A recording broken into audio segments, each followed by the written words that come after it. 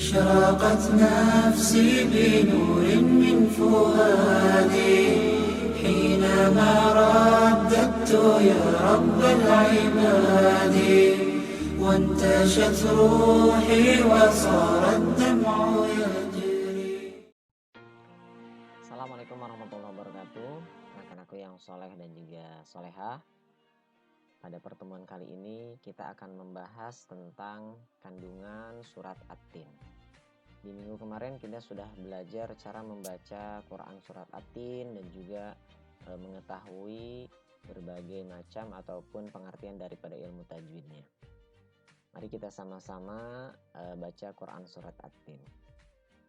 At-Tin artinya buah tin. Jumlah ayat 8. Urutan surat ke-95. A'udzu billahi minasyaitonir rajim. Bismillahirrahmanirrahim. Wattini wazzaitun waturi sinin wa hadzal baladil amin laqad khalaqnal insana fi ahsani taqwim thumma radadnahu asfala safilin illal ladzina amanu wa 'amilus solihati falahum ajrun ghairu mamnun fama yukadzibuka ba'du biddin alaysallahu biahkamil hakimin. Shadaqallahul azim. Oke. Masuk sekarang kita kepada ayat yang pertama, kandungan Quran surat At-Tin, yaitu di ayat yang pertama, wattini wazzaitun, buah tin dan buah zaitun. Buah tin ini memiliki manfaat untuk obat luka luar, merangsang pembentukan hemoglobin dan juga mengobati anemia. Sedangkan zaitun sangat bermanfaat bagi pencernaan dan sistem peredaran darah. Di ayat yang kedua, kandungan ayat yang kedua, waturi sinin. Di ayat yang kedua ini gunung atau bukit Sinai atau dikenal dengan Jabal Musa merupakan tempat pertama kali Nabi Musa menerima wahyu dan diangkat menjadi rasul. Di ayat yang ketiga, wahazal baladil amin, menerangkan bahwa kota yang aman adalah kota Makkah.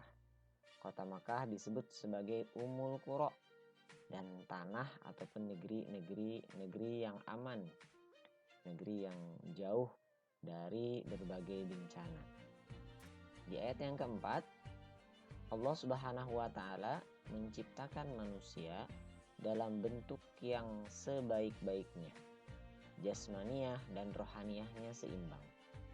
Manusia dibekali dengan akal dan juga pikiran, sehingga manusia bisa membedakan mana yang baik dan mana yang buruk. Di ayat yang kelima, kandungan ayat yang kelima adalah manusia adalah makhluk yang sempurna, tetapi bisa turun derajatnya jika tidak bisa menjaga sikap dan perilakunya yang tidak sesuai dengan aturan Allah Subhanahu wa taala. Jadi manusia diciptakan oleh Allah sebagai insan kamil ataupun manusia yang sempurna karena diberi oleh Allah Subhanahu wa taala akal dan juga nafsu. Sedangkan hewan hanya nafsunya saja tidak diberi akal. Tetapi ketika manusia itu yang diberi akal dan juga nafsu bisa menjalankan perintah-perintah Allah di dalam agama Allah, maka dia akan lebih sempurna. Tetapi manusia itu ketika tidak bisa menjalankan perintah-perintah Allah, maka dia akan lebih hina daripada seekor hewan. Ayat yang keenam adalah orang-orang yang tidak termasuk golongan yang hina adalah orang-orang yang beriman dan beramal soleh. Di ayat yang keenam ini menjelaskan kepada kita kelebihan daripada orang-orang yang beriman adalah memperbanyak amal soleh. Ada banyak amal soleh yang bisa kita lakukan. Salah satunya adalah dengan mengaji, belajar, bersedekah. Itu merupakan amal-amalan soleh. Sebagian contoh dari amal-amal soleh. Semakin banyak orang beramal soleh dengan ikhlas, maka dia tergolong orang-orang yang mulia, bukan tergolong daripada orang-orang yang hina. Dan ayat yang ketujuh menjelaskan pada hari kiamat manusia akan dibalas dengan seluruh perbuatannya selama di dunia dan akan diminta pertanggungjawabannya. Jelas, kehidupan kita di dunia ini sekecil apapun amal pasti akan dihitung, dan sekecil apapun dosa juga pasti akan dihitung. Maka dari itu perbanyaklah amal di dunia ini. Di dunia ini dijadikan sebagai bekal ataupun celengan kita nanti di akhirat.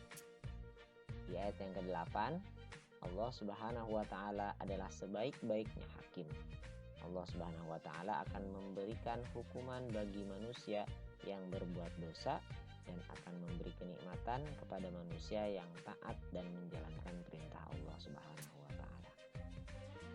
Akhir dari kesimpulan daripada Quran surat At-Tin ini, yang pertama adalah manusia diciptakan dalam bentuk yang sangat sempurna, termasuk dibekali oleh Allah Subhanahu wa taala berupa akal yang bisa membedakan mana yang baik dan juga mana yang buruk.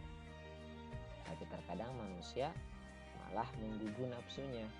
Dia tahu bahwa itu tidak baik, tetapi dia malah melakukannya. Berarti itu menggugu terhadap nafsu ataupun menuruti nafsunya. Yang kedua adalah manusia mulia karena iman dan amal soleh. Jelas, karena kesempurnaan tadi yang diberikan oleh Allah akan ditingkatkan menjadi manusia yang mulia karena amal solehnya. Semakin banyak orang beramal soleh, maka orang tersebut akan semakin mulia. Dengan catatan dia melakukannya adalah karena Allah dan ikhlas karena Allah SWT. Yang ketiga adalah sebaik-baik manusia adalah orang yang beriman kepada Allah dan mengerjakan kebaikan. Dan yang keempat, seburuk-buruknya manusia adalah orang yang mendustakan Allah dan mendustakan hari kiamat.